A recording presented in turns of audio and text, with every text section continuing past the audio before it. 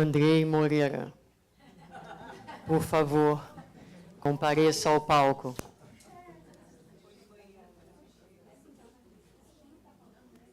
Tá, a gente vai esperar um minutinho, porque nós acreditamos que Andrei Moreira está impossibilitado de comparecer ao palco nesse momento. Mas ele estará conosco em alguns minutos. E pode ser que ele esteja fazendo xixi. Ó, chegou. Andrei Moreira. Esquecemos do intervalo.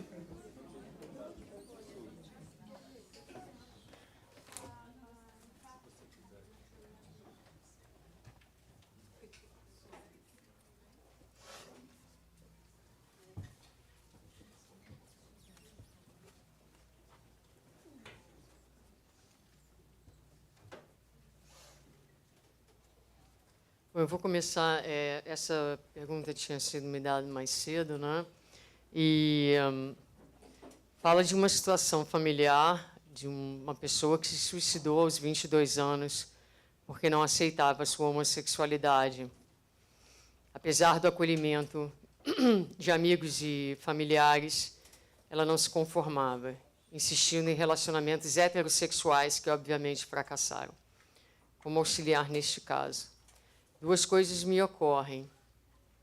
Uma é através da prece, não é? Hold? Sure.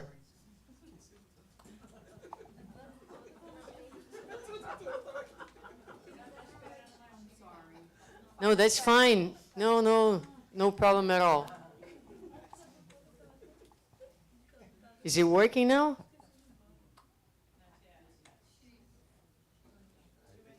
Eu acho que eu tenho que falar para ver se está funcionando, não? Tem que falar em português. Ah, ok. Então. Então, uma é as pessoas que desencarnam, seja qual for a condição, estão sempre ao nosso alcance, através do poder da oração. Então, definitivamente, através da prece. Mas eu gosto muito de pensar que a melhor maneira que nós temos de honrar a memória daqueles que foram é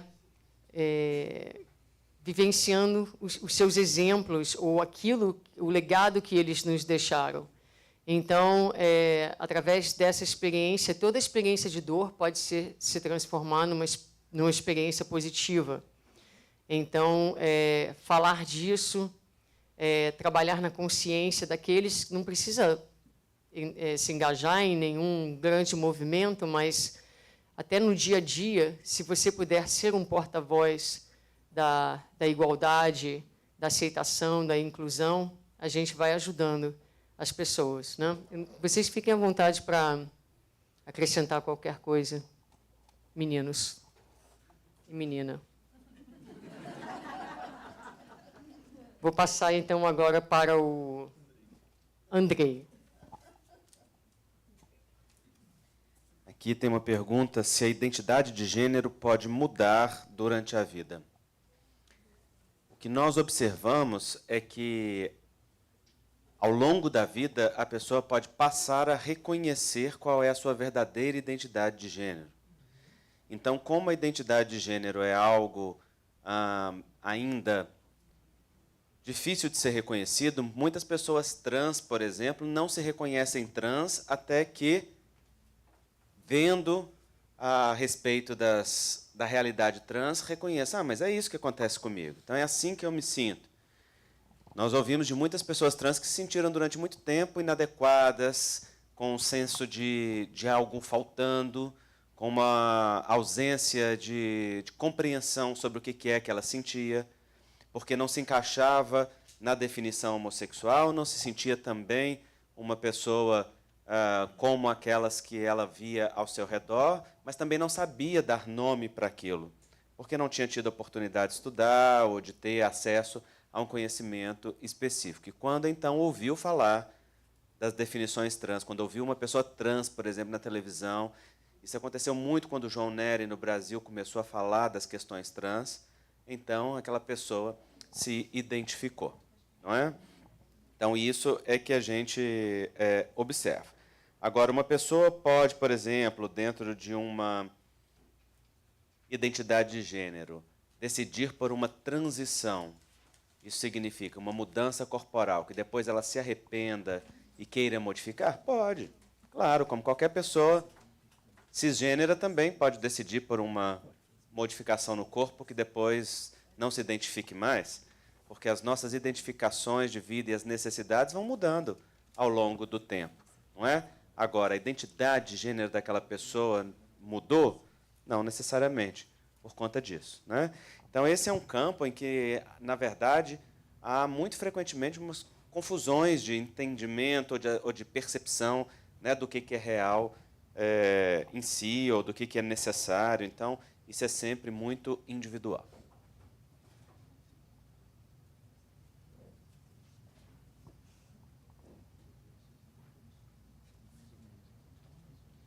Coisa incrível, né, gente? Vocês vejam o que é falar do amor, né? O Marlon me devolveu o microfone. Falou, se você quiser falar mais, você pode responder mais. Só uma palestra de amor da Suzana vai fazer um trem desse. Tocar o coração dele. Não, obrigado. É bem verdade. Não, eu porque aceitei. Não, eu eles recebi. passaram o fim de semana todo brigando. Esses Não, eu dois recebi- lá em casa. eu recebi Parecia que com o tinha dois coração aberto. filhos. Nos bastidores, onde a gente pega fogo, discutindo os pontos controversos, discutindo as partes que a gente discorda, é ótimo. Bom, na transexualidade, a orientação sexual é relacionada com a identidade sexual ou com a biologia sexual? Nem com um, nem com o outro. A orientação sexual é relacionada com a orientação sexual. Ela não é definida nem pela biologia, nem é definida pela identidade de gênero. Porque a biologia dá uma base que é orgânica. Então, se nós pensássemos que é a biologia que define, então aquele que nasce no corpo masculino deveria se atrair por pessoas do sexo feminino. E esse é o que pensa o senso comum quando define o gênero através do sexo biológico. Se pensássemos que é pela identidade de gênero, então a pessoa se identifica com o masculino, então ela deve se atrair pelo feminino. Não. Na verdade, o rol de opções é muito maior do que isso. Existem pessoas que nascem no corpo masculino e se atraem por pessoas também de corpo masculino, pessoas de corpo masculino que se atraem por pessoas de corpo feminino, pessoas de identidade masculina que se atraem por outras de identidade masculina, pessoas de identidade masculina que se atraem por outras de identidade feminina. Então, nós temos aí um mundo de opções. O que é que define a orientação sexual de um indivíduo?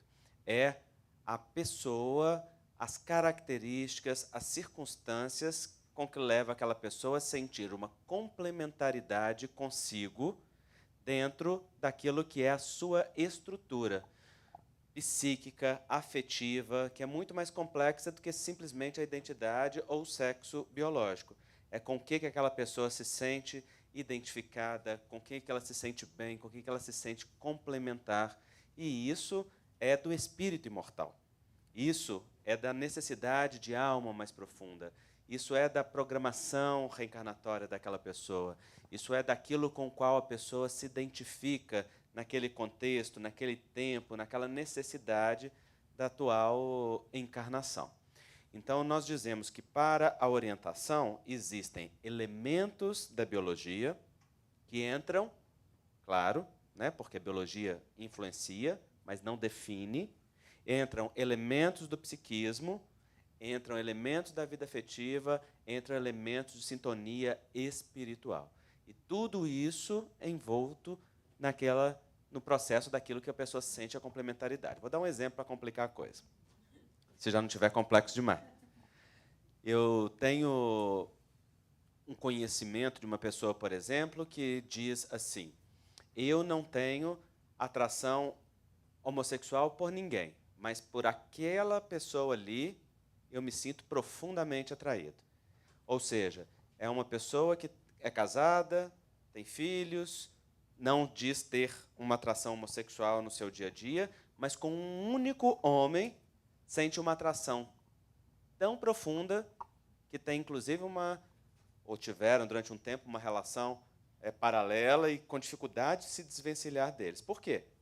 Porque ali naquela relação, muito provavelmente, há uma conexão espiritual, há laços do passado, de ligações anteriores, que dão um significado específico para aquela relação e que gera um processo de atração entre aqueles seres. Emmanuel fala disso no livro Vida e Sexo. Ele diz, ao longo da vida nós encontramos pessoas que vêm de anteriores ligações do passado, felizes ou infelizes, construções que nós já temos vínculo e que vão aflorar agora como atração. O que é que definiu essa atração? Não foi nem a biologia do sexo que a pessoa está encarnado, nem a sua identidade de gênero, mas a conexão específica de alma para alma, de vínculo para vínculo, de débito para débito, de necessidade para necessidade. Então, tudo isso está envolto no processo daquilo que o indivíduo vive ao longo da encarnação. Ok? A definição daí, se vocês também tiverem essa dúvida, eu estou falando porque eu tive essa dúvida, a definição de homo hétero, quando está falando de transexualidade, tem a ver com a identidade sexual. Então, se é um corpo de homem, mas o sujeito tem uma identidade feminina e se atrai por mulheres, então vai ser considerado um trans-homo, né? Porque é uma mulher transexual homossexual. Ou, se for, então, um corpo feminino, mas uma identidade masculina e se atrai por mulheres, como a identidade sexual é masculina, nós vamos dizer que é um trans heterossexual, né? Eu ficava com essa dúvida de, tá, mas daí o que é, né? É interessante porque se você está se sentindo um pouco assim, overwhelmed, como é que fala overwhelmed em português? Sobrecarregado por essas definições, não se preocupa, porque leva um tempo mesmo para a gente... Eu me lembro que eu estava na casa espírita e coisas bem mais simples, às vezes, as pessoas têm dificuldade de entender. Então, um rapaz jovem, ou seja, não era uma pessoa de outra década, de outro tempo, de agora, falando sobre questão da sexualidade. Eu não já me lembro direito o que estavam falando, mas com certeza de homossexualidade. Ele virou para mim e falou assim, mas você não tem vontade de ser homem? Porque na cabeça dele, o conceito de homossexualidade tinha a ver comigo querendo ser homem. Ainda mais se usa gravata. Ainda mais se usa gravata, bem verdade. Confunde mais a cabeça da criança. Mas eu falei para ele, não, eu não tenho vontade de ser homem. Eu tenho uma atração por mulheres, eu me sinto mais confortável. E outra coisa que eu acho legal da gente falar e dividir também é que as pessoas têm algumas ideias preconcebidas, né? Então, você não gosta de fazer sexo com homem. E, por exemplo, as experiências de sexualidade são tão infinitas, tem tantas possibilidades. Eu, por exemplo, tive 2 namorados, 2 relações sérias, que foram excelentes, excelentes. Não tenho nada a reclamar, nada. No entanto, o dia que eu tive a minha primeira relação com uma mulher, eu me senti mais confortável. Então, mais confortável, parecia que eu tinha achado o meu lugar. Então, não foi, por exemplo, às vezes a pessoa fala assim, ainda há essas concepções. Ficou homossexual porque teve alguma relação traumática, como o Andrei falava, de abuso, e não necessariamente, não é? E essas definições, eu acredito que elas são importantes. A gente está o tempo inteiro falando de olhar para si, né? Eu acho que essas definições elas são importantes para que o sujeito, quando se vê nesse lugar da transexualidade, ele consiga entender que tudo é possível, né? Que a gente está falando dessa multiplicidade. Não nos importa para que a gente olhe para uma pessoa, se é transexual, se não é, se interessa por homem ou por mulher, não é nesse sentido que a gente está falando ou trazendo as definições. Mas porque um indivíduo que está num corpo masculino, se identificando com uma personalidade feminina e tem desejo por outra mulher, olha o conflito que fica na cabeça. Então não é mais fácil eu ser homem para me interessar por mulher, mas eu não me identifico como homem? Então a gente só tem essas definições para que a gente entenda que tudo isso faz parte da expressão da sexualidade, né? Aqui tem uma pergunta sobre estas escolhas, quando nós falávamos das provações, se o sujeito escolhe, como que há sofrimento, ou às vezes uma rejeição que o próprio sujeito vive. E a gente precisa lembrar dos casos que André Luiz traz a respeito de planejamento reencarnatório, né? Quando nós estamos do outro lado, o planejamento é lindo e maravilhoso. E daí, quando a gente reencarna, aquela mãe que você tanto pediu, porque você ia aprender a amar, você fala, por que que eu tenho uma mãe dessa?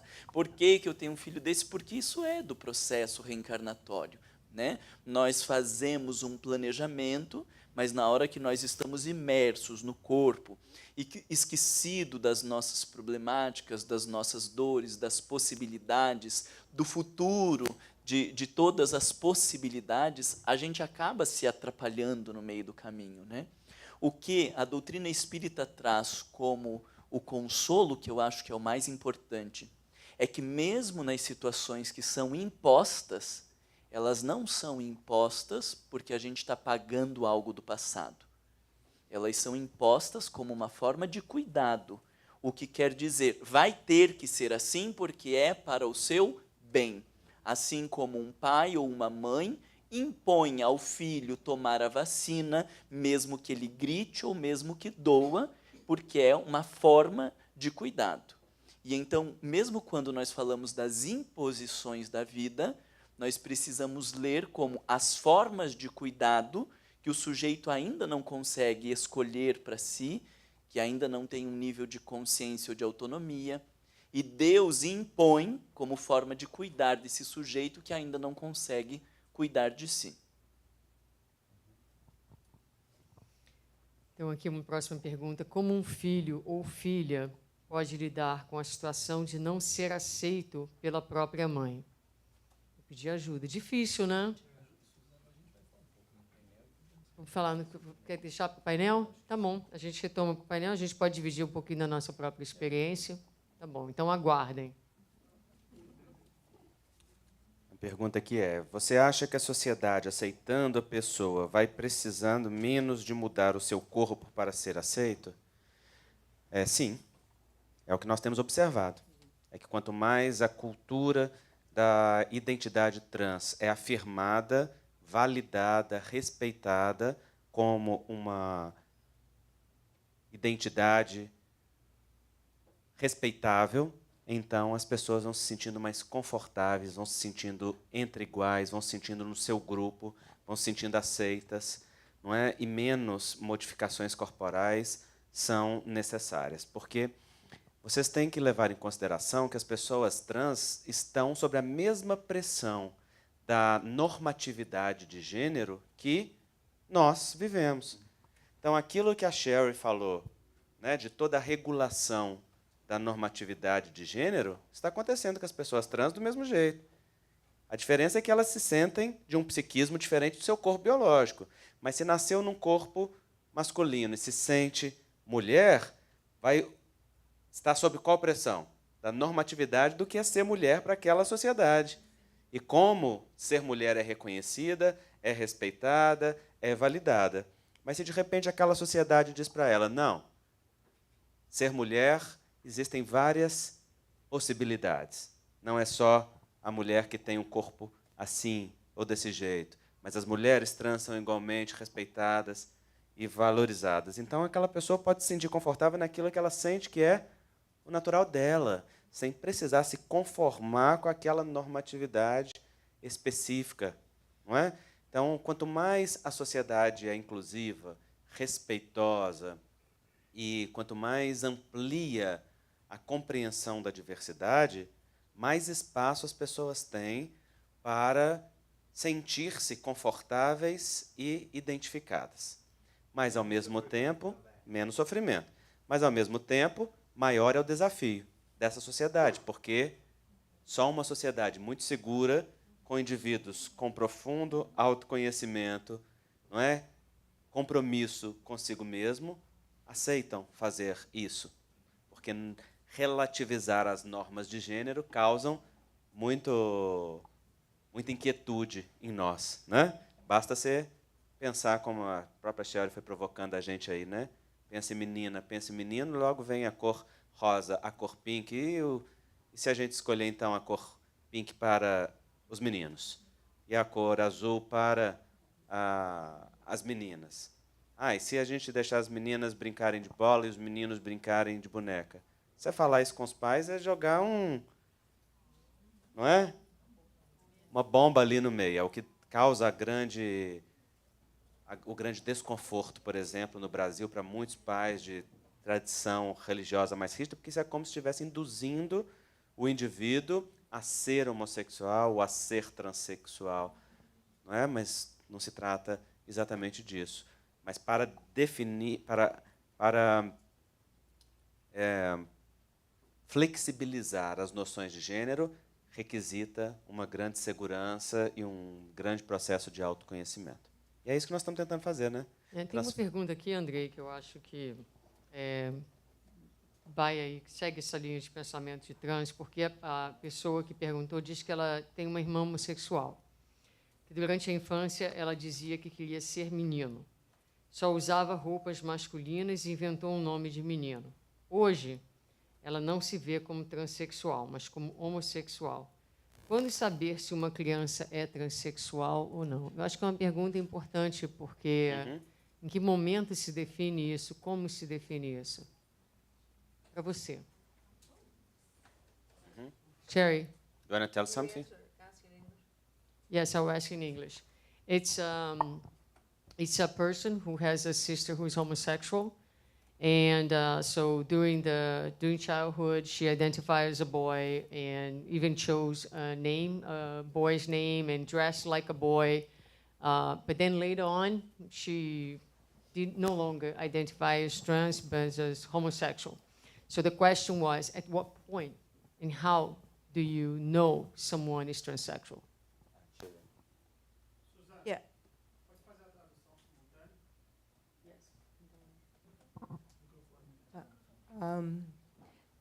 Really good question, and I'm curious what everyone thinks, because it might be helpful for us all to respond to that. Uma boa questão, ela quer que todos ajudem para ter o input de cada um. My quick answer is there is no point, Não há um ponto específico, because the reality of each person's individual phenomenological experience porque a realidade fenomenológica de cada pessoa is that there is infinite variation. é individual e há infinitas variações. People can come to a point and language it a certain way at 5. As pessoas podem chegar a um determinado ponto e Or- language you said? Language it, like put words on it. Começar a se definir com 5 anos de idade At 5 or 55. ou 55. And although there are trends, Apesar de haver tendências, and a trend never speaks to a person's individual experience. So the trend is, you could say, most people by the age of 25 have language that describes themselves, both gender-wise and sexual orientation-wise, that remains for the rest of their life. então, you could say. apesar de haver tendências, e você pode dizer que as pessoas, na maioria, por volta de 25 anos, vão saber, vão poder definir, mas as tendências nunca tocam todas as experiências individuais. But that always breaks down at the individual, and that most people is not everybody. And there are many people that have complex evolution of both gender and sexuality, sexual orientation, over the course of their life. As pessoas, ela diz que muitas vezes essa evolução é complexa, né? E então as pessoas vão ter uma evolução não só no entendimento da sua sexualidade, ser transexual ou não, mas também da sua orientação sexual. I want to just give one example from my practice. Um exemplo que ela tem na clínica dela. I was seeing a woman, a person who identified as a woman. She also identified as lesbian. Ela estava vendo uma paciente que se identificava como mulher e como homossexual, lésbica, She's about in her 50s. de 50 anos. And at some point, she said, I think that if I had known the identity of trans man existed, that would have been me. Então, em determinado momento, ela disse que se ela tivesse sabido sobre a identidade de transhomem, que talvez aquele teria sido o caso dela, como ela teria se identificado durante a vida dela. Uhum. Oi? Does she live well with this? She lives well, but she because of the language of the last 15 years or so, she had different language to understand some of her experience, which was incredible discomfort with her body in different ways that she couldn't make sense of. Yeah. Então, ela viveu bem com isso, mas agora, porque há mais palavras, há mais descrições, há mais entendimento, ela consegue entender alguns dos desconfortos que ela sentiu durante a vida com o próprio corpo, algumas das experiências que ela teve. Gender dysphoria, disforia de gênero. Então, o que a Sherry está dizendo é um belo exemplo do que eu disse antes, de como, às vezes, só quando as pessoas têm uma referência externa que vai dizer isso daí é o que eu sempre senti e nunca soube denominar. E daí, por isso a importância de se falar, né? Porque quantas pessoas vivem esse mundo obscurecido e nós não pensamos o quanto a gente está contribuindo para esse sofrimento, porque a recusa a falar, ou a recusa a isso se fazer presente na nossa sociedade, é contribuir para o sofrimento dessas pessoas. Por isso que o discurso de cisnormatividade e heteronormatividade, ele é violento, porque obriga que todas as pessoas se adequem a essa realidade, sejam e compreendam-se como cisgêneros ou como heterossexuais. Mas eu gostaria, então, de voltar à pergunta a respeito das crianças trans. A maioria das crianças, ou um bom número das crianças, vivencia disforia de gênero na infância. Isso significa que elas sentem algum desconforto em relação ao seu gênero na infância. A grande maioria, 98% dessas crianças, não são trans. E isso é muito importante de entender. Uma criança ter disforia de gênero não significa que ela é uma criança trans. Então, os estudiosos têm mostrado que a criança trans ela tem uma disforia de gênero que eles chamam de permanente, congruente e persistente. Isto significa que ela permanece ao longo do tempo. Ela não muda ao longo do acompanhamento de anos. Ela é congruente, significa que todas as áreas da vida da pessoa você pode observar aquela tendência. E ela é persistente no discurso da criança e na reação da criança diante dos acontecimentos. Então, as crianças trans, por exemplo, os psicólogos especializados sugerem algumas observações, porque, por exemplo, querer brincar com brinquedos que são atribuídos ao gênero oposto é um sinal e um marcador muito fraco de disforia de gênero. Isso daí está mais ligado às normatividades do nosso dia a dia e à nossa incompreensão de o que é uma criança do que a questão mesmo da identidade.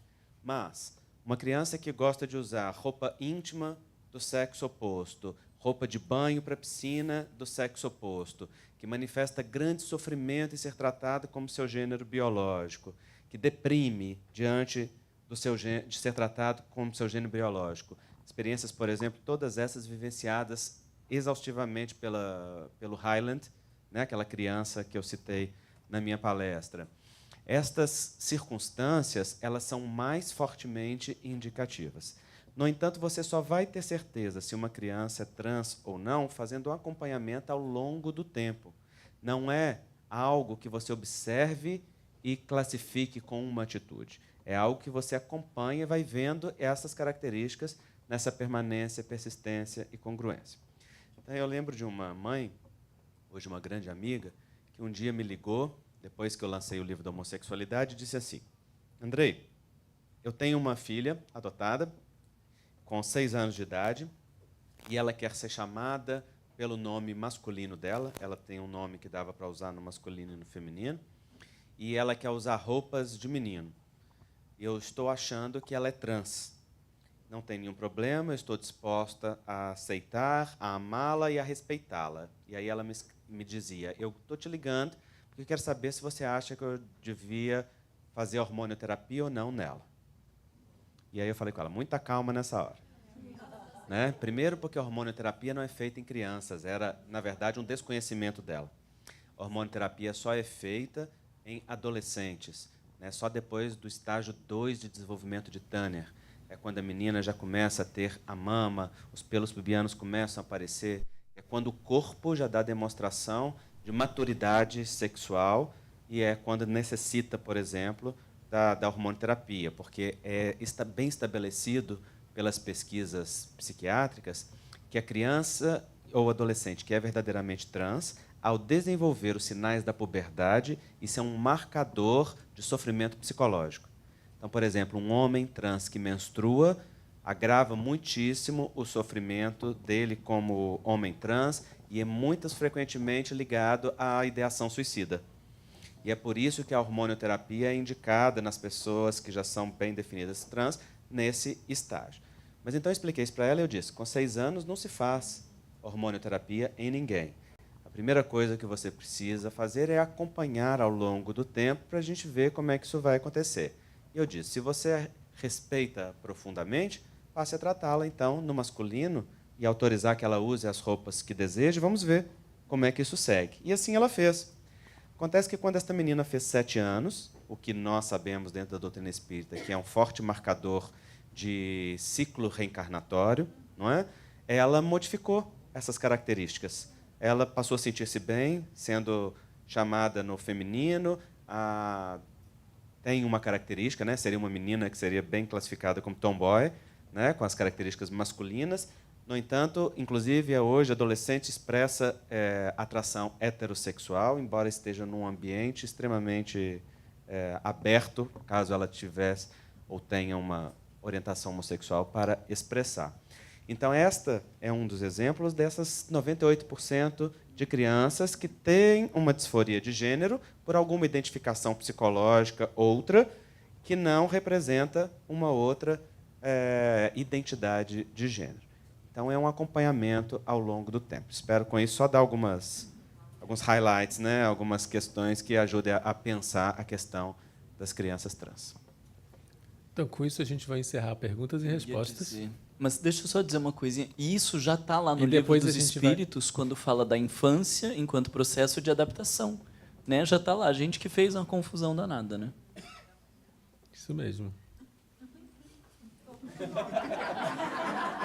Brincadeira. Mas a gente vai pedir para que todos permaneçam. Nós vamos fazer só um ajuste, porque a gente vai incluir mais 2 cadeiras, porque nós vamos, então, passar para o nosso painel Sem parar para vivencial. fazer xixi. Sem parar. Não, aguenta aí. Você precisa? Não perturba, Marlon. Chega para lá. pouquinho. Você está precisando muito? Não. O Marlon está mal assistido, gente. Então vamos lá, uns 5 minutinhos para tomar uma aguinha e fazer um xixi.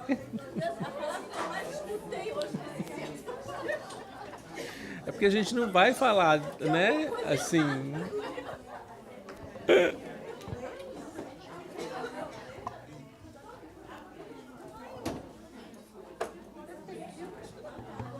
Vai chamar Se Marlon. algumas pessoas que estiverem do lado de cá quiserem passar para o lado, né, pro lado oposto, porque a gente está com todas as cadeiras do lado de cá, talvez a visibilidade fique melhor para todos vocês, né? Para quem se sentir confortável. Não, Alexandre tem. São 3, são mais 3 cadeiras. São mais... 3 pessoas. Quem mais vai estar aí com vocês, então? Alexandra, o Ney e o Sérgio. Então eu preciso de mais 4 cadeiras. Eu tenho mais uma pessoa. Tem. Não vai caber. É difícil achar Não, a gente chega para trás. que se encaixa na caixinha. Para a gente que não tem isso. Como é que fica mais? Não, aí, ó, já tem. Alexandra, cadê você? Tem filho, não pode. Ah, ok. Tem filho, não pode. Tem filho bem aqui, ó. Na vida. Não sei, tem que perguntar lá.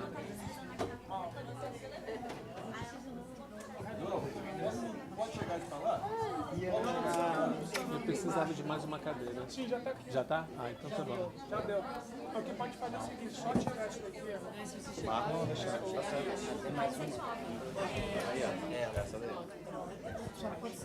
Não, não, tá bom. Não precisa mexer. Não precisa mexer, não precisa mexer. Não precisa. Podia trazer umas garrafinhas agora, Zé.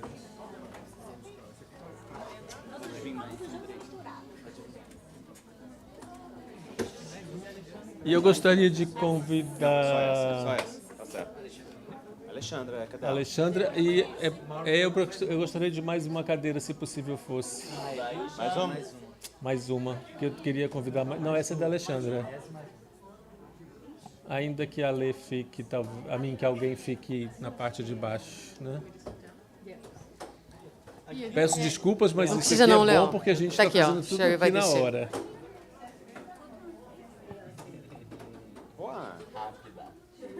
Quick, quick. That's it.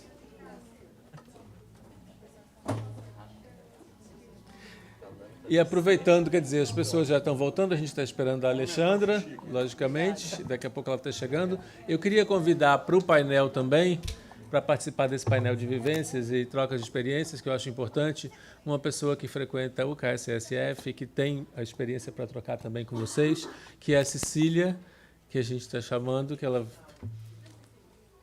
vem aqui para participar e trocar também experiências com vocês. Pode sentar aqui, por favor.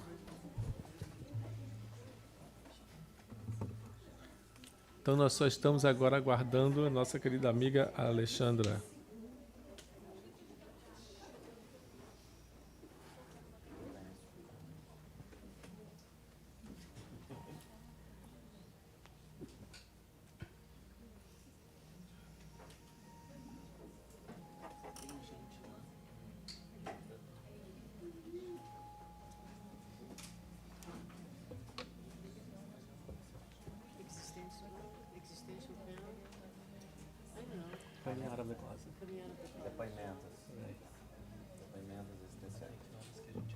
Bom, então a gente vai começar. A Alexandra já está aqui com a gente.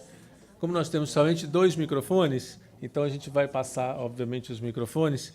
E eu queria dizer a vocês, então, que como a gente está vendo, é um painel vivencial, depoimentos e trocas de experiências. E só para poder elucidar a todos vocês e a todos que nos assistem também, e a tradução provavelmente está fazendo a tradução certa do título, mas em inglês nós colocamos na nossa capa em inglês, que era um painel vivencial, um existential panel e era o Coming Out of the Closet, que era o nome em inglês, que é a troca de experiências exatamente, que a gente vai começar. Algum de vocês gostaria de tomar a palavra de início?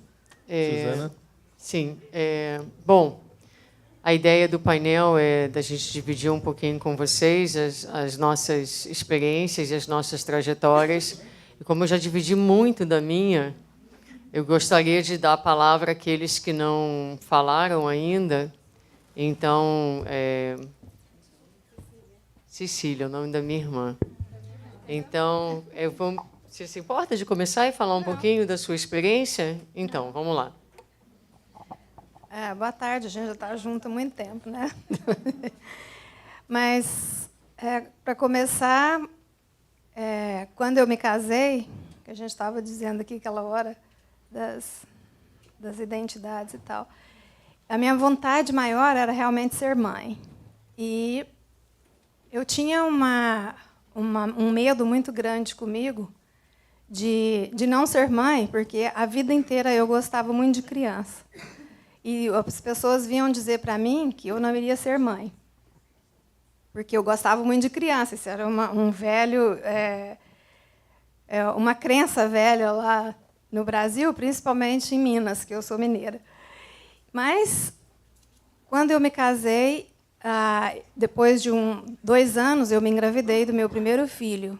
E aquela vontade era tão grande de ser mãe que eu sempre rezava e pedia a Deus para que me enviasse os filhos que me ajudassem a crescer e a evoluir na vida. E eu rezava isso assim, de uma pureza muito grande do meu coração, e sempre pedia isso, para Deus me ajudar a evoluir com os meus filhos. E tive o primeiro, maravilha, um menino, o primeiro filho, ai, que delícia. Aí me engravidei do segundo também, rezando. Eu não tinha preferência para sexo, eu queria que realmente fosse uma criança que viesse me ajudar a evoluir no mundo. E esse até... Mas a gente sempre, naquela época, que você começava a fazer muito ultrassom para saber sexo, feminino, masculino e tudo. No segundo, ele nunca mostrava para mim o sexo. O primeiro a gente via, normal. O segundo não mostrava. Até o último, acho que o último ultrassom que eu fiz, que o médico conseguiu ver. Mas tudo bem, para mim, ótimo. E aí ele foi crescendo, eu tive as crianças e tal. E quando ele fez 1 ano de idade, o segundo filho, menino, os 2 meninos. Quando ele fez 1 ano de idade, que ele começou a andar, que ele ficou independente, naquela época a gente ainda só educava as crianças, eu tinha só fralda de algodão, né, de pano. Ele pegava as fraldinhas dele e passava o dia inteiro brincando com aquela fralda, como se aquela fralda fosse um cabelo. Então ele virava para cá, virava para lá. De repente ele punha aquilo na cabeça dele e ficava virando, se deliciando, como se aquilo trouxesse para ele uma satisfação assim ímpar. E ele passava horas brincando com isso. E aquilo a gente começou a observar que ele tinha realmente um comportamento diferente, principalmente porque meu outro filho era homem, o mais velho também era homem. E ele foi crescendo e tendo também as suas preferências. Ele usava as minhas roupas, até quando vocês estavam dizendo aqui, às vezes daquela dificuldade, né, ou de identificar o que é que realmente eles são, mas ele ia nas minhas roupas e pegava as minhas saias e vestia. E a de preferência dele era aquelas de crepe, bem assim, fininha, com que ele vestia, ele podia rodar, ele podia se deliciar com aquilo. Ele calçava os meus sapatos. Às vezes eu chegava do trabalho, eu e o Ronaldo, ele me pegava sempre no trabalho, chegava em casa, estava lá, ele com minhas roupas de crepe, de eu ir para o casamento, alguma coisa assim, com as minhas sandálias de salto alto. Eu falava, meu Deus, não é possível, o que esse menino está fazendo? Mas daí eu comecei a perceber que aquilo era tão intenso nele que eu não podia bloquear. Eu não podia dizer para ele não. O que eu fiz um dia? Aquilo estava também extrapolando, porque eu também comecei a falar, gente, mas também eu deixar demais, o dia que eu quiser usar minha roupa, não vou poder usar, porque está toda estragada. Aí eu cheguei para ele e falei, olha, vem cá, eu sei que você tem esse gosto, eu vou te deixar você escolher, essa ou essa. E você fica com ela é sua agora, ela não é minha mais. Aí ele escolheu e ficou com ela. Às vezes ele pegava minhas meias finas, vestia.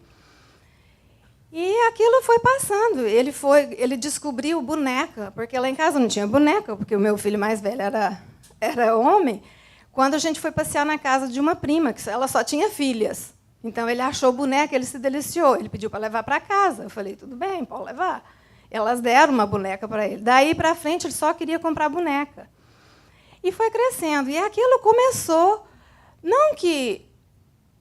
eu vou ser sincera com vocês, aquilo começou a incomodar a gente, porque por que ele tinha aquele comportamento, se o que a gente também aprendeu, se tudo aquilo era um comportamento que não era normal num menino, né? Não era normal. E eu sei que isso também desconfortava o Ronaldo. E a gente começou a procurar. Não explicações, mas um entendimento do que estava acontecendo. Começamos a levar ele para a psicóloga, não para fazer tratamento naquela época, mas para a gente procurar a entender mais. E levamos ele em vários psicólogos, inclusive parapsicólogos. E quando você disse aquela hora que os psicólogos diziam, as pessoas diziam que o problema não era com o filho, era com os pais, né? A gente também ouviu isso. A gente também ouviu isso, falando que não tem nada de errado com seu filho. Ele é super uma criança normal, tranquila. Quem tem que cuidar de entender ou expandir o conhecimento são vocês. E foi isso que a gente fez. O Ronaldo foi para São Paulo, fez cursos até de parapsicologia. A gente foi, fiz tratamento psicológico, porque eu queria entender o que era isso. Mas uma coisa que a gente tem, e hoje ele agradece a gente, nós nunca bloqueamos ele de se expressar e de ser quem ele era. Então, ele fala, às vezes, ele encontra com outras pessoas, ou com outras pessoas que já que tiveram esses mesmos problemas dele e que não tiveram uma família que o aceitasse. Então, ele fala, mãe, eu sou muito agradecida pela família que eu tenho, porque todo momento que eu precisei, todo momento que eu tinha essas dúvidas, eu encontrei apoio em vocês. E teve uma época, nessa época que a gente estava estudando também, levamos ele numa psicóloga que ela queria dizer para a gente que ele era um transexual, porque ele começou a ter essas vontades de se vestir de outra maneira. E ela aconselhou a gente de informar a família e dizer para os familiares, preparar as famílias, a família quem que ele era. E a gente começou, até comprei uns panfletos de definição e tudo, de que era um transexual. E, de repente, eu conversei com a minha irmã, foi a primeira pessoa que eu cheguei. E, de repente, parece que eu recebi uma bênção. Eu ia na escola levar os panfletos e falar quem que ele era, né? E pedir um certo apoio para a escola. Aí, um dia, eu acordei e falei, não, eu não vou fazer isso. Eu falei, meu filho, isso ele devia ser em torno do quê? De uns 9, 10 anos. Eu falei, está muito cedo. Eu acho que nem ele sabe. Por que eu vou querer fazer que essa definição seja feita na vida dele? E não fiz, guardei tudo aquilo. Tinha comprado o livro que falava do Sissi, do Tomboy, de não sei o quê. Guardei tudo aquilo, guardei os panfletos e falei, Deus vai me mostrar a hora. E essa hora nunca chegou, porque realmente ele se identificou como um homossexual. E ele é um bailarino hoje, ele dança, ele dança para... Ele morou em Orlando, acho que eu encontrei ele lá, 3 anos, ele fez parte da Companhia de Balé de Orlando por 3 anos, depois ele fez audition para Washington, morou 1 ano em Washington, com a Companhia de Balé de lá, depois ele foi para Utah, ficou 1 ano lá, e ele se machucou, voltou, hoje ele está comigo, está aqui e já está trabalhando na Companhia de West Palm Beach, Companhia de Balé de lá, está dando aula de balé e está aqui.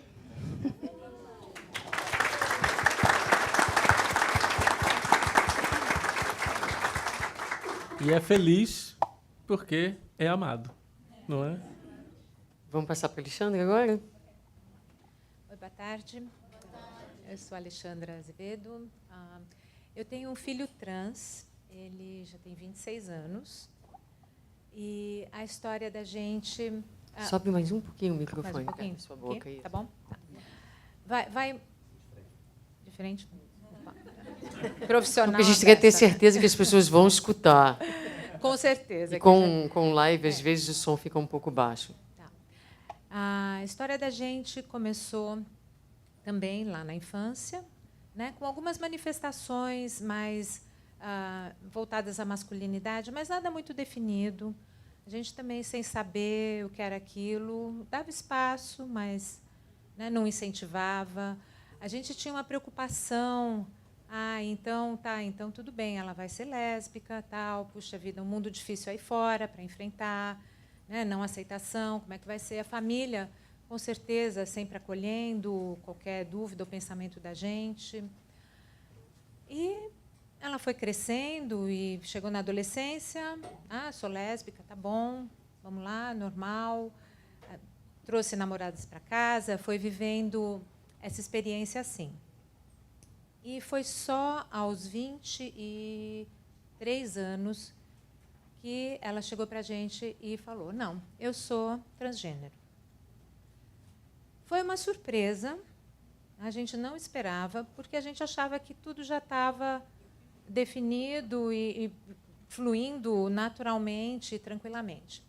E ela contou para a gente que lá pelos 19 anos, na época da faculdade, ela conheceu uma pessoa trans. E foi ali que a coisa, né, que a ficha começou a cair. É isso que eu sinto. Então, essa coisa que hoje foi trazida aqui, né, desse entendimento da própria identidade. Né? Por quê? Por falta de conhecimento.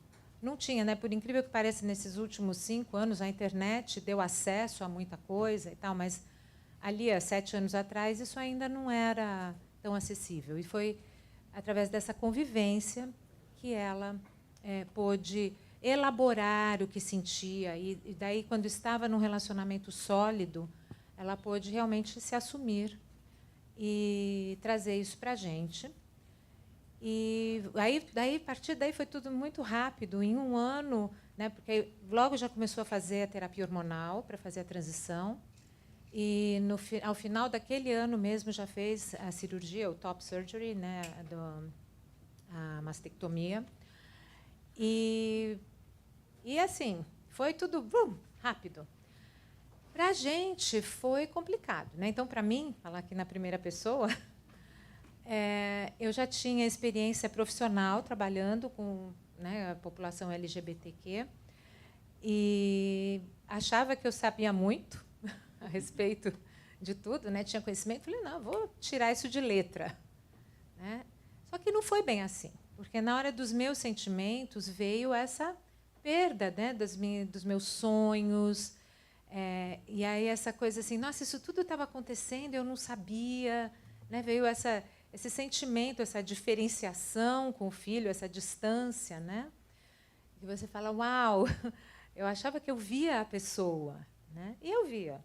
Mas naquele momento eu não entendia que o meu ver era influenciado pela minha percepção e por aquilo que ela estava dando conta ainda de viver. E eu vivi um processo de luto, como foi mencionado aqui hoje. Senti muita tristeza, mas muito amor também, dei muito apoio, participei.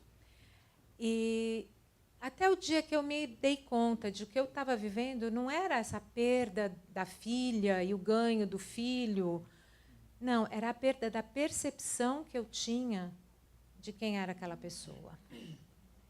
E essa percepção, a hora que eu me dei conta disso, eu pude ver que eu não perdi nada fora. Era em mim que tinha que fazer, né, virar o botão. E, desde então, deu para ficar em paz. E aí, como as coisas, né, nada é por acaso, nada é à toa, e os desígnios de Deus são maravilhosos e perfeitos, eu tive desejo de começar a trabalhar mais profundamente com a população trans.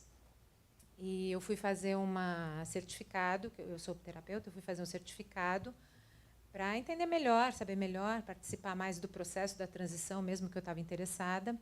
E lá surgiu a oportunidade ainda de continuar meus estudos e me especializar. E eu dei continuidade e acabei desenvolvendo uma fala, e estou falando, e me engajei no ativismo pela população LGBTQ. Estou envolvida em vários projetos, tentando, né, porque isso dá sentido para mim, ao que é viver isso, do ponto de vista de mãe.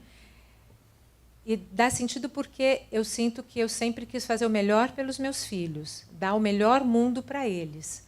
E se isso veio para mim com tantos instrumentos que eu tenho, tantas ferramentas para poder ajudar as pessoas e ajudar o mundo, eu tenho que dar a minha pequena porcentagem de participação. Né? Então, assim, mas o que eu quero deixar, acho que o ponto mais importante é que assim, teve uma dor. Sim, porque eu acho que a gente não quer dizer que isso é fácil para ninguém viver, como não é fácil muitas outras experiências maternais, mas tem sido uma experiência de crescimento tremendo. Obrigada, querida.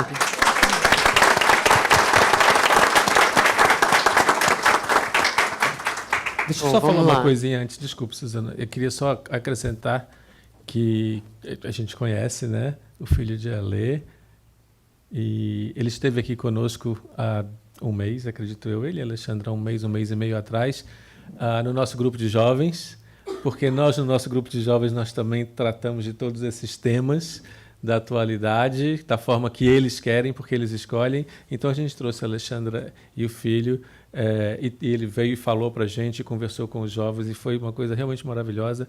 E ele, hoje em dia, está muito seguro de si, e isso é maravilhoso, porque isso também é amor.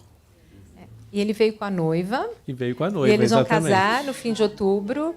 E a gente se sente uma família muito normal. Muito igual a todo mundo.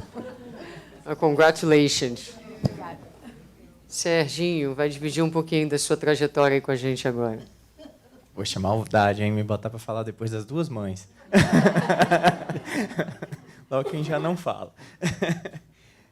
Bom, eu acho que, primeiro, o coming out of the closet, saindo do armário, é uma experiência tão diferente, tem tanta camada a ser tratada, que eu acho que a gente vai ficar aqui falando muito tempo sobre cada camada que foi... É que nem uma cebola, você descasca uma, aí ganha um pouquinho mais de coragem, descasca a segunda, descasca a terceira, e aí vai, por diante. E, geralmente, a família, pelo menos no meu caso, é a última.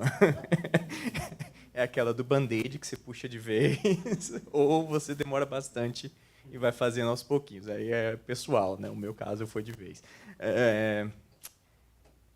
Então, assim, eu mudei para cá muito novo. Mudei para Nova York, no caso, muito novo. E fiz faculdade, morei lá. E com essa mudança, meio que me afastei um pouco da família, desse núcleo familiar.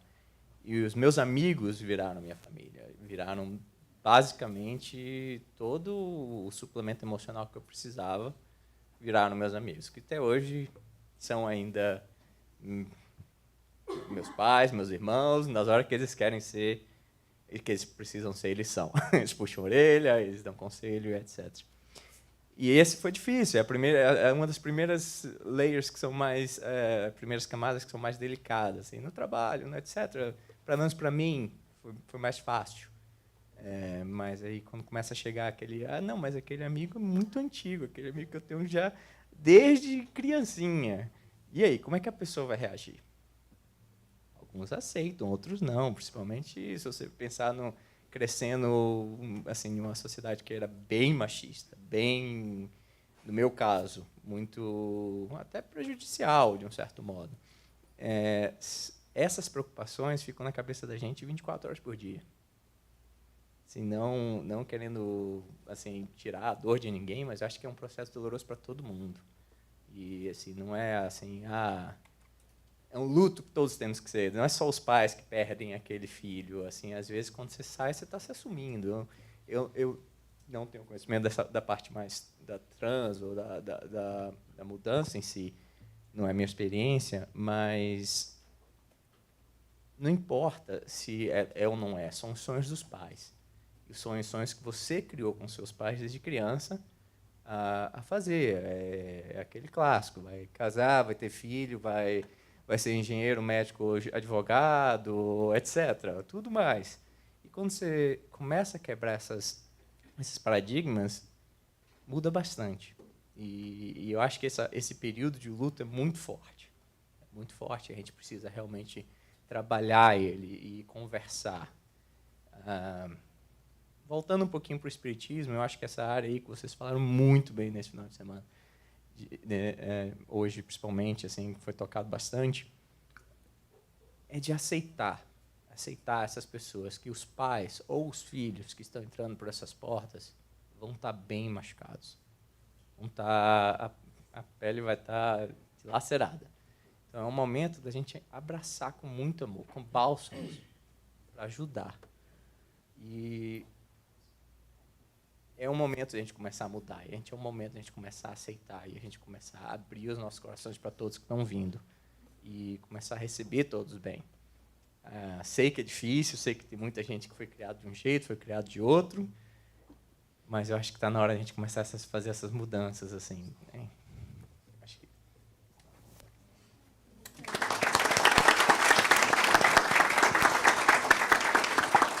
Eu queria só fazer... Está virando agora, né? Está participando, né? Eu estou participando também. Moderador. Não, é só para fazer uma observação, que eu acho que o Sérgio falou uma coisa bem interessante, eu queria ir um pouquinho mais além, quer dizer, são os pais com os filhos e os filhos com os pais, porque nós não podemos esquecer que, como seres humanos, os filhos muitas vezes também participam das transformações dos pais que se reencontram e se acham e encontram a verdadeira identidade deles later in life, né? na vida. Então, é interessante. Muito bem. Eu sou o Ney. E eu Esposo nunca do Andrei. Esse é o Ney do Andrei. Esse é o Ney do Andrei. Ney Nicolás. Eu nunca tive grandes traumas durante o meu percurso. Desde muito cedo eu já me identificava com a orientação homossexual, mas eu nasci também no interior de Minas Gerais, uma família bem tradicional também. E, assim, apesar de não ter um grande trauma, eu sentia, durante um período, um pouco de tristeza. Não chegava a ser uma depressão, nada disso. Por quê?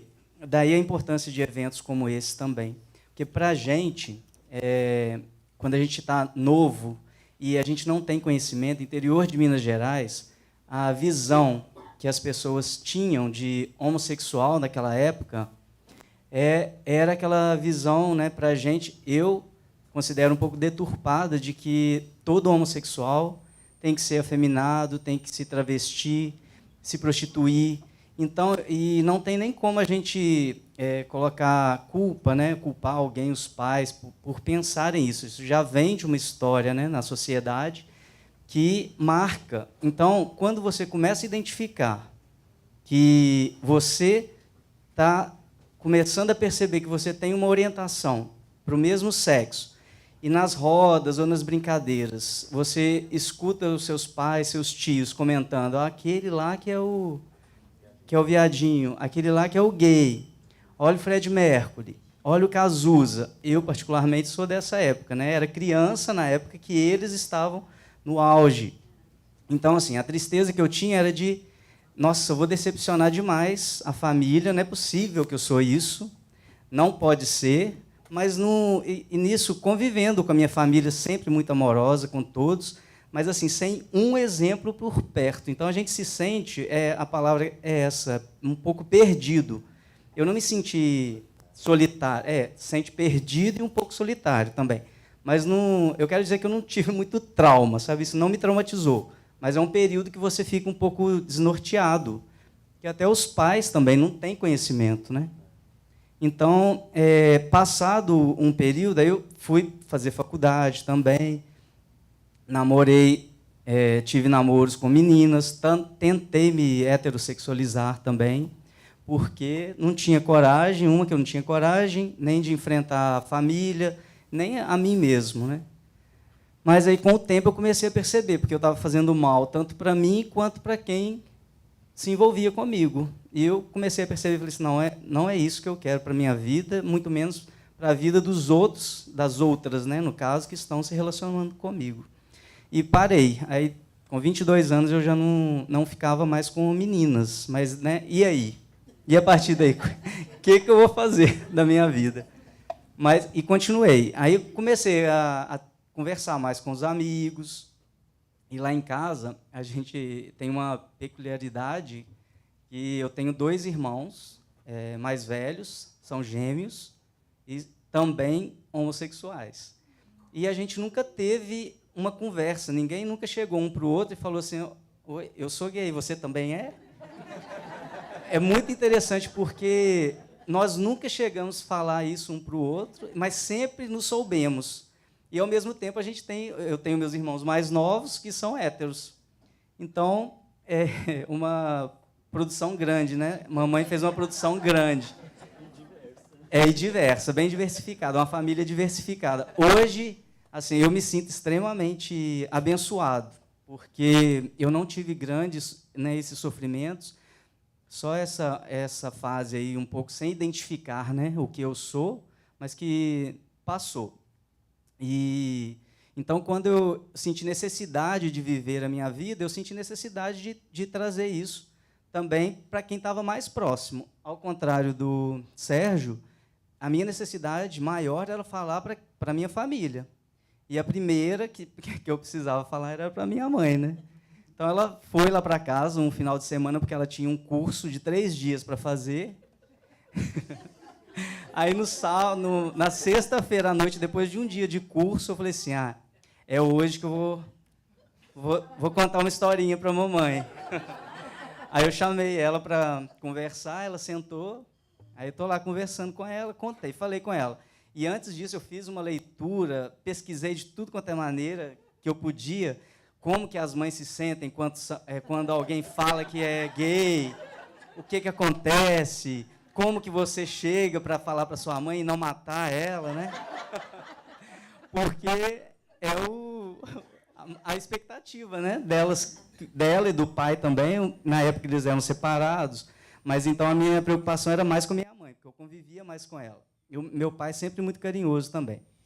Mas, enfim, aí quando eu comentei com ela nessa noite, tudo bem, ela ficou meio que num estado catatônico, bem chocada, assim. Aí eu falei com ela, não, mamãe, mas tá tudo bem, a senhora pode ficar despreocupada, não é porque a senhora está sabendo que amanhã eu vou transformar, vou virar, né, chegar com vestido, nem nada. Eu continuo a mesma pessoa, só que com essa orientação diferente, eu não mudo. Ah, tá, muito bem. Aí, nisso, eu resolvi ligar para os meus irmãos. Falei assim, olha, eu acabei de falar com a mamãe a respeito de mim. Vocês querem que eu comente alguma coisa? Já que eu tinha dado uma facada, dava logo 3. Aí um quis, o outro não. Eu falei assim, 2 minutos, porque a hora é essa. Aí 2 minutos, eles me ligaram, não, pode comentar. Aí eu cheguei, ela estava na sala já, coitada, quase desmaiando. Aí eu falei assim, mamãe, tem mais uma coisa. Aí ela virou para mim e falou assim, agora, eu acho que ela pensou assim, nossa, agora ele vai falar que vai morrer amanhã. Aí ela só olhou para mim e falei assim, essa conversa que eu tive com a senhora, provavelmente os gêmeos vão querer sentar e conversar com a senhora também. No outro dia, ela pegou a mala dela e voltou para Divinópolis. Nem conseguiu terminar o curso dela. Mas, enfim, o luto dela teve, gente... Hoje a gente conta com essa leveza, mas a minha mãe passou por um período bem longo, assim, de luto mesmo, triste. Graças a Deus, a minha irmã, a gente contou muito com o apoio da minha irmã e de alguns amigos próximos que tinha muito contato com ela, e ela conversou muito para poder se situar melhor, sabe? Depois disso, ela fez até churrasco para receber os companheiros dos filhos, né? Hoje, lá em casa, é uma festa. E olha que engraçado, quando eu já comecei a falar com ela a respeito de culpa, quando eu fiz a pesquisa, né? Disse, olha, não é culpa da senhora, muito menos de ninguém. E eu estou super feliz com isso. E aí a primeira reação dela foi assim, não, tudo bem, quem sabe é uma fase. Aí eu falei com ela, não, tudo bem, mamãe, pode ser uma fase, mas eu quero que a senhora saiba que essa fase pode durar um pouquinho,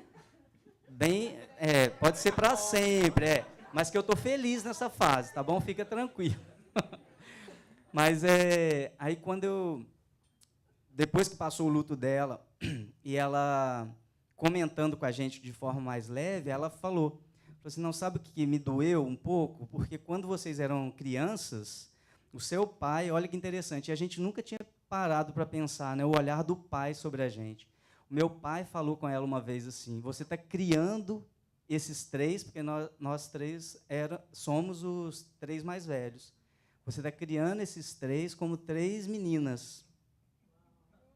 Aí, ela falou assim que na hora que eu contei para ela, ela falou assim que sentiu muita culpa pela fala do meu pai. Eu falei assim, não, mãe, mas não tem nada a ver, porque senão teria que ser a família inteira, não 3.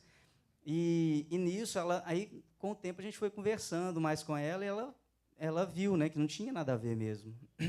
E eu achei bacana, porque com meu pai a gente nunca teve essa conversa. Ele faleceu sem ter a confirmação. Mas ele tinha um olhar mais perspicaz do que a minha mãe. Ele já percebia isso nos filhos, né? E a minha mãe, naquela época, não. Eu achei muito interessante isso. Enfim, então, só para terminar, eu me sinto hoje extremamente bem com toda a minha vida, todo o percurso. Me sinto extremamente amado pela minha família. Depois disso, ela teve liberdade, uma família extremamente católica, de interior. Ela contou para os 13 irmãos, então, família italiana. Ela juntou todos, teve a coragem de falar. A princípio, ela não queria, a gente ainda falei com ela, converse com as suas pessoas mais próximas, seus irmãos. Ela, não quero falar nada disso agora. Depois que passou, ela sentou com todos, e uma coisa que eu nunca vou esquecer, me emocionou profundamente, a mim e meus irmãos. Ela sentou com eles e falou assim, olha, eu gostaria de conversar com vocês, contou toda a história e finalizou assim, se não tiver, e onde não tiver lugar para os meus filhos, não tem lugar para mim.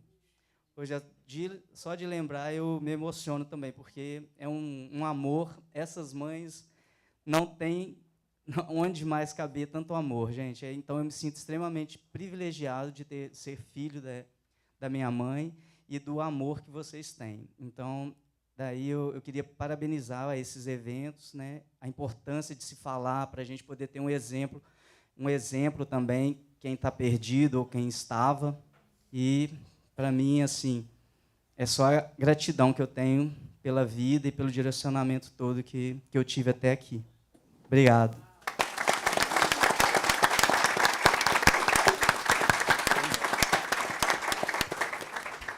E a felicidade desses dois é um absurdo, né? Vamos combinar.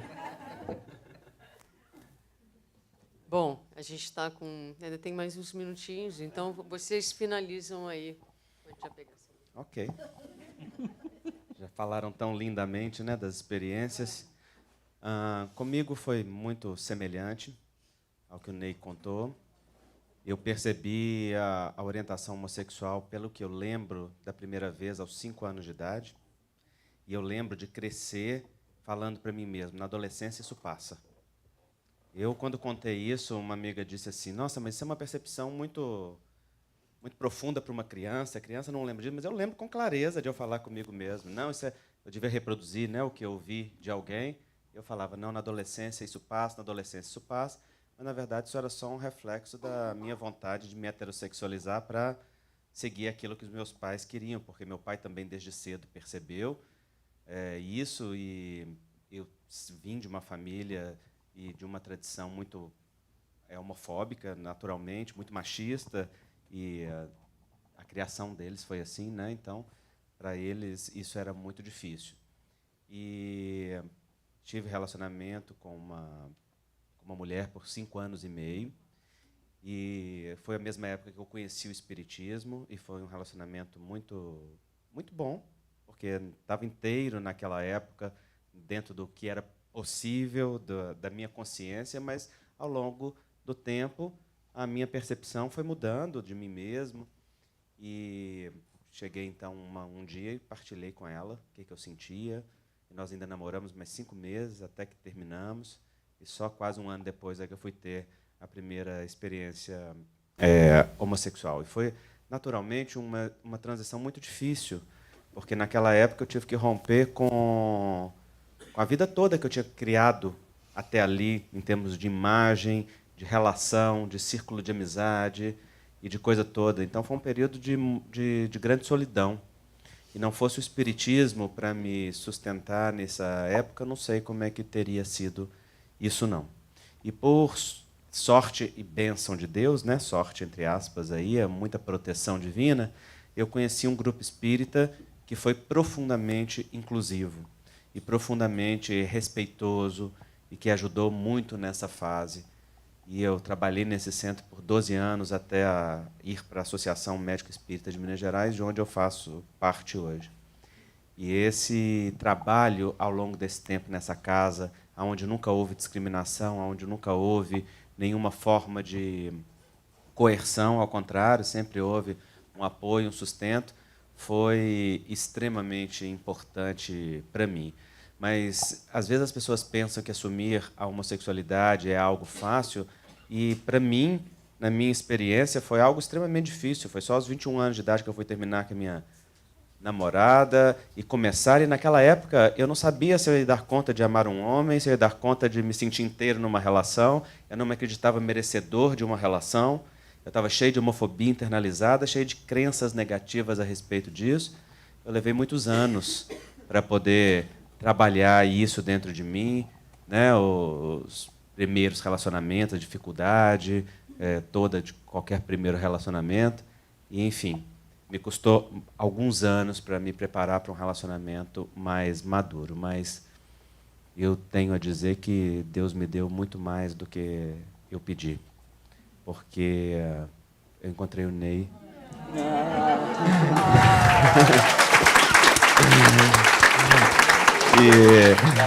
E esse encontro foi um presente na minha vida muito, muito grande, porque, naturalmente, nossa relação é uma relação humana. Tivemos um tempo de ajuste, como qualquer relacionamento, mas a nossa relação é absolutamente harmônica já há muitos e muitos anos. 11 anos juntos, 5 anos casados, oficialmente, né, legalmente, desde que o Brasil autorizou. E, realmente, hoje, se eu posso escrever sobre Amor a Dois, se eu posso falar sobre Amor a Dois, é porque eu tenho a alegria de viver o Amor a Dois e poder cultivá-lo e a gente trocar e crescer junto dentro desse movimento. Então, eu só tenho gratidão à vida por tudo que está nos permitindo. E se tem algo que o meu coração deseja, é partilhar e é que as pessoas possam acreditar que isso é possível, se é isso que elas sentem no coração que é. Eu levei muito tempo, inclusive, para dizer numa palestra espírita, eu sou homossexual, porque enquanto eu escrevia o livro, eu acreditava que se eu dissesse, as pessoas iam ter resistência ao livro, por falar, está defendendo causa própria, como muitas vezes falaram e tantas outras coisas. Mas depois eu percebi que não tem ninguém que fale de sexualidade que não esteja defendendo causa própria. Estamos todos em tarefa de aprendizado e de construção de nós mesmos, né? E hoje eu falo, e a gente conversou muito a respeito disso, e que bom que a gente pode ter a coragem de partilhar. Não sei se vocês repararam, mas com exceção dessa mesa, desse painel aqui, esse evento foi todo feito por homossexuais. E eu nunca participei disso, não é? E eu não acredito que vocês tenham ouvido nada que tenha sido desrespeitoso com a heterossexualidade, né? Nem com a experiência que seja diferente ou diversa da nossa. E eu acho que isso é um marco, porque a coragem da Suzana, porque foi ela que iniciou isso tudo, de se mostrar desde aquela palestra em São Francisco, lá em 2012, em que ela teve a coragem de partilhar e dizer: eu amo uma mulher e eu tenho uma família, e colocar a cara dela à tapa e pagar o preço que pagou dentro do movimento espírita americano e incentivar cada um de nós, não é, para ter a coragem de fazer o mesmo. Foi assim que eu a conheci, foi assim que eu me apaixonei por ela e a reencontrei, porque não tem dúvida de que é um reencontro de amizade nessa vida. E se hoje nós podemos partilhar isso com essa segurança, com essa tranquilidade que nós temos, é porque nós temos esse ambiente amoroso que permite pessoas corajosas como o KSSF e tantos outros, o Conscious Living, né, e a MENG, Associação Médico Espírita de Minas Gerais, Associação Médico Espírita do Brasil, que sempre acolheu, porque a orientação sexual nunca fez diferença para nenhum de seus membros. Inúmeras pessoas hoje são homossexuais e assumiram a homossexualidade dentro destas fileiras. Enfim, então, eu só tenho a dizer ao final desse painel e desse evento a minha gratidão profunda à vida, a Deus, a vocês por este evento, por esta oportunidade e alegria da gente poder partilhar tudo isso. Obrigado.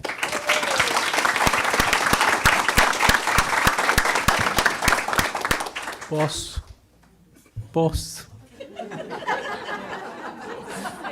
Eu vou falar só mais uma coisinha, porque eu achei que Andrei tocou num ponto que eu acho que é interessante. E estamos aqui para isso, não é? A inclusão. Quando Andrei fala que ele encontrou uma casa espírita, o que nós não vamos limitar, né, numa casa espírita, mas ele encontrou pessoas que inclusivas. Eu acho que esse é o ponto mais importante, não é? É a gente ter a noção de que nós precisamos ser inclusivos, porque nós precisamos incluir, não é o homossexual, não é o heterossexual, o transexual ou o nome que nós quisermos dar, nós precisamos incluir o espírito, não é? Então é isso que eu acho que é muito importante a gente prestar atenção. E agora a gente vai para Marlon, né? Ele está nervoso, ele está querendo falar. Quer fazer xixi, Marlon? Você tem a responsabilidade de fazer os final remarks, a conclusão, sem pressão, não tem muita pressão, pouca pressão. Dependendo do que você falar, nós vamos ter que fazer vocês fazem aí. Mas eu queria compartilhar com vocês, porque se eu fosse falar da minha história 1 ano atrás, eu descreveria uma história completamente diferente da que eu vou descrever para vocês hoje. Eu fui casado durante 10 anos, eu tive uma vida maravilhosa, eu sou muito respeitado no centro espírita que eu faço parte, minha família me ama, nós fazíamos evangelho na nossa casa, na casa do meu irmão, na casa dos meus pais, dos meus sogros, e todo mundo invejava isso. E não, com o meu esposo, né, casado com outro homem, durante 10 anos. E há 1 ano atrás, eu descobri que foi uma experiência muito traumática e que eu não tinha entendido que tinha sido traumático. Com 17 anos, quando eu fui assumir para a minha homossexualidade, a única pessoa que eu confiava, que eu tinha certeza que ia me apoiar, era minha mãe. E quando eu fui falar para ela, ela não soube como reagir. Ela dizia que eu não ia ser amado por ninguém, ela dizia que eu não ia ter lugar no centro espírita, ela dizia que eu não ia ter uma família e que eu nunca poderia ser feliz assim. Eu sei que a minha mãe me ama, ela nunca colocou isso em questão, mas ela não sabia como lidar com isso. E hoje eu consegui ver que com isso eu me traumatizei, e a partir disso eu coloquei uma máscara de pessoa forte, que eu ia provar para o mundo que eu tenho valor, que eu ia provar para o mundo que eu dou conta de tudo, e que eu estou acima de todo mundo. E com isso eu me transformei num trator, numa pessoa extremamente impositiva, que não sabia perdoar, que não sabia compreender porque eu tinha que ser forte e provar para minha mãe, para mim e para o mundo que eu tinha valor. E há 1 ano atrás, no meu processo de análise, quando eu comecei a entrar em contato com esses elementos, eu não conseguia entrar em contato com o meu feminino, porque é o feminino que perdoa, é o feminino que acolhe, é o feminino que ama. E há 1 ano atrás, quando eu descobri que eu não sabia amar, mesmo tendo vivido um relacionamento, mesmo tendo filhos, mesmo tendo todas as experiências desejadas no mundo, eu descobri que eu não sabia amar. E aí eu fui entender que muito desse não saber amar é porque eu tinha construído um homem forte que dá conta do mundo e que dá conta de tudo. E aí foi quando eu precisei me reconciliar comigo, me reconciliar com a minha mãe, e descobri que eu não tenho que provar o meu valor para ninguém, e descobri que eu não tenho que ser mais forte do que ninguém, e que eu não tenho que ser melhor do que ninguém, e as pessoas que me amam do jeito que eu sou. E o mais interessante é que, a partir disso, eu consegui começar a sentir um pouco da vivência do Evangelho na minha vida. Porque até então eu era um palestrante que discursava e que falava, mas até então eu nunca tinha sentido a vivência do Evangelho, do que é compreender, tolerar e amar as pessoas. E eu só consegui viver isso depois que eu aceitei de verdade a minha homossexualidade, que eu poderia dizer que foi há 1 ano atrás. Então, a minha relação comigo de 1 ano para cá mudou completamente. Por isso que eu disse para vocês que se eu fosse descrever 1 ano atrás, eu ia descrever que foi uma coisa maravilhosa, que eu dei conta da vida, que eu vivo super bem. E eu fui obrigado a descobrir que não, e que o lugar desse feminino na minha vida ele só começou a aparecer há 1 ano atrás, com 34 anos. E eu não tenho dúvida de que a doutrina espírita fez grande diferença na minha vida. Eu tenho um centro espírita e faço parte de um grupo extremamente amoroso, de pessoas extremamente afetivas. E se eu tivesse vivido essa experiência e eu não tivesse o centro espírita na minha vida, com certeza eu teria me matado, ou teria me prostituído, ou teria feito qualquer coisa. E a vivência da doutrina espírita e daquelas pessoas que estavam lá foi o que me deu sustentação. E aí por isso eu acho tão importante da gente falar dessas coisas, né? Porque se hoje eu estou aqui, foi porque quando a minha mãe não soube lidar com isso, eu tinha doutrina espírita na minha vida. E eu tenho certeza que a doutrina espírita pode fazer diferença na vida de muitas outras pessoas, assim como fez na minha. E eu queria compartilhar mais uma coisa para vocês, que nesse processo todo eu acabei tendo sempre uma vida muito promíscua, com muitas complicações, com muitas culpas. Eu, desde os 15 anos de idade, estava no trabalho mediúnico e saía à noite e dizia, meu Deus, eu não vou sair. Quando eu começar a psicografar, eu não vou mais sair. Eu psicografava e continuava saindo, mas quando eu for doutrinar, eu nunca mais vou sair. E aí eu doutrinava e começava saindo, e quando eu der uma psicofonia, e assim eu fiz tudo que tinha que fazer, coordenei grupo mediúnico e não conseguia me libertar dessa vida promíscua. E na minha profissão como psicólogo, eu vivi uma experiência incrível de descobrir que a promiscuidade que eu vivia não era só minha, porque quando a gente tem uma vida promíscua, a gente se sente um monstro, a gente se sente a pior pessoa do mundo, como se a gente fosse único nisso, como se só a gente entrasse na internet para ver pornografia, como se só a gente tivesse relação com alguém. E no consultório eu comecei a ver um mundo de promiscuidade que não aparece aos nossos olhos. De pessoas casadas, de pessoas com pais, com filhos, de pessoas espíritas, de presidentes de centros, de uma vida promíscua que está muito presente, e eu só consegui enxergar isso dentro do consultório quando as pessoas compartilhavam da sua vida. E a partir da experiência com os meus pacientes e com a minha própria experiência, eu consegui dar um outro sentido para a promiscuidade, isso que eu queria compartilhar com vocês, porque eu tenho certeza que alguns de vocês vivem isso e outras pessoas que estão nos ouvindo também vivem essa experiência. Porque a gente olha para a promiscuidade como o vício, a gente olha como o crime que precisa ser aplacado. Mas depois de um tempo eu fui pensar sobre o ato promíscuo, porque daí a gente vai em busca e faz sexo com qualquer um, a gente se relaciona com qualquer pessoa e a gente busca qualquer coisa. E eu levei um tempão para conseguir traduzir as minhas atitudes promíscuas como um desejo de vida, um desejo de relação, um desejo de se entregar, um desejo de ser acolhido, um desejo de ser amado. E eu acho que isso faz toda a diferença para a gente lidar com a nossa promiscuidade, porque enquanto a gente olha isso como um monstro, a gente precisa matar esse monstro dentro da gente. Mas quando a gente olha para a promiscuidade como a presença de Deus dentro de nós, tentando se manifestar, e por a gente não conseguir traduzir isso em vínculos saudáveis e por não conseguir traduzir isso em entrega ou em acolhimento ao outro, aí esse rio ele vai saindo por qualquer lado. E eu acho que isso faz muita diferença na minha vida e tenho certeza que faz diferença na vida de muitas pessoas entender que a promiscuidade é um desejo de vida, um desejo de entrega, um desejo de amar e de ser amado, e que quando a gente vive isso de verdade, as coisas vão se organizando dentro de nós.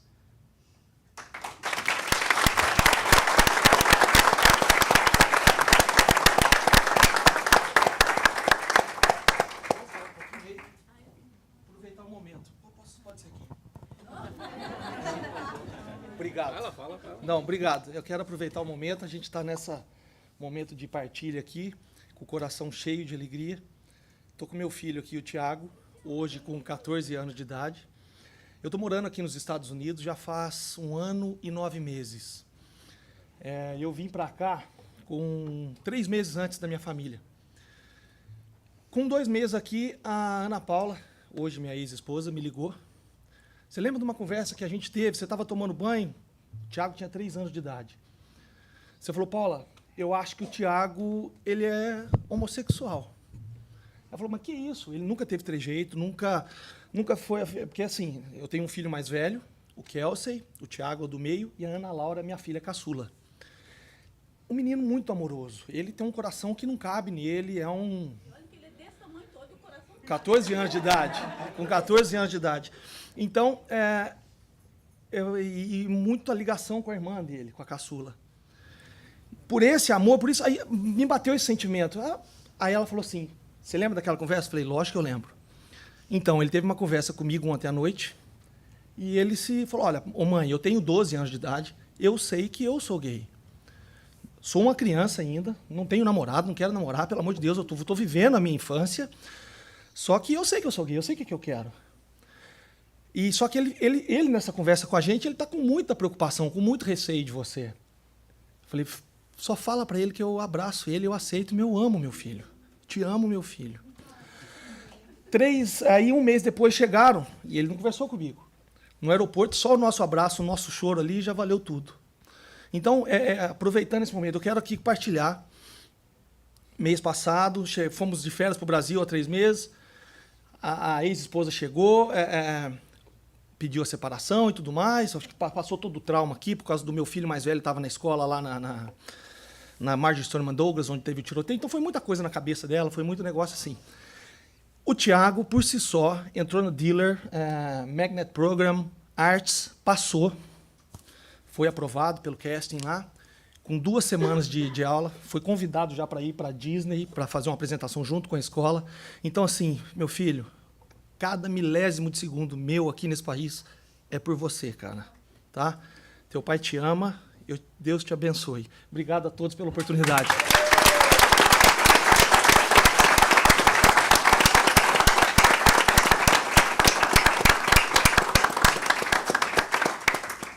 Esse aí não tem como não se emocionar,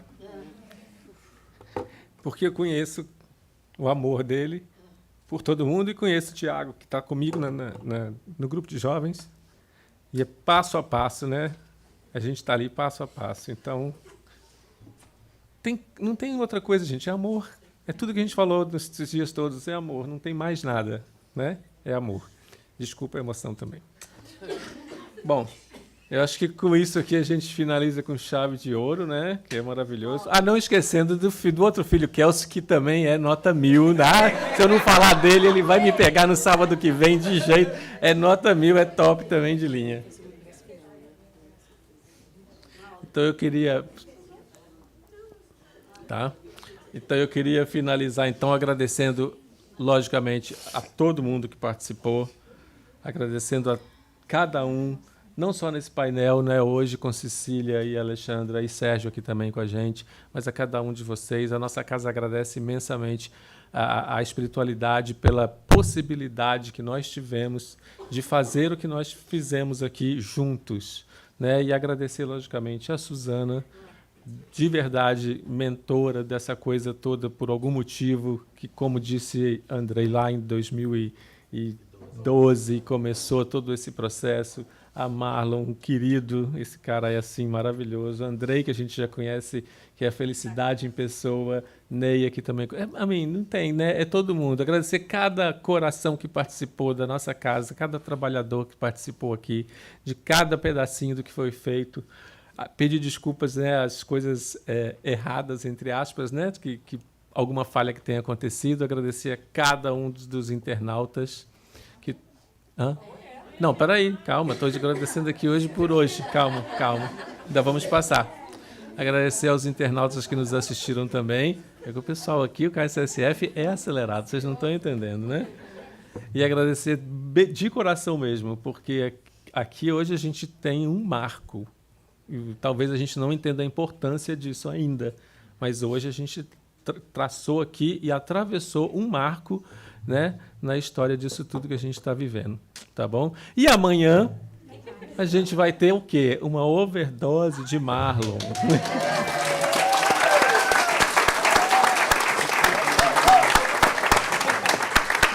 Pede para acender esse aqui, talvez, também, que aí o pessoal daqui vê melhor, né? Pede para acender o de cá, o coisa. Mas a gente vai ter amanhã esse workshop, vai ser maravilhoso, vai ser o dia inteiro com o Marlon, Espiritismo e Psicologia. Faz parte do nosso evento também, mas não é um evento sobre sexualidade. Ele vem trazer para a gente esse Espiritismo e Psicologia, um olhar aprofundado na proposta de Joana de Ângeles. A gente vai estar aqui das 11h30 da manhã, ali está dizendo 10h30, mas não é. Das 11, ele falou para mim que não chega a 10h30, então eu tenho que concordar com ele. Às 11h30 da manhã em diante, a gente vai estar aqui vivenciando todas essas experiências, mais estudos, mais coisas. Então, convidem todos os amigos, venham. E eu convido particularmente todos os trabalhadores do KSSF, os que estão aqui, os que estão assistindo online, os que não estão aqui nem assistindo online. Quem tem os telefones, ligam, porque vai ser um trabalho maravilhoso amanhã. Então, eu queria finalizar com isso, convidando todos amanhã e pedir a Suzana para finalizar hoje com uma prece final para nós, por favor.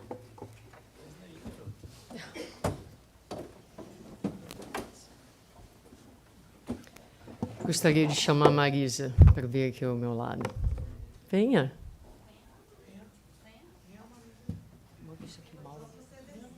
Só se você descer mais o microfone, ela diz só se você descer. Desce.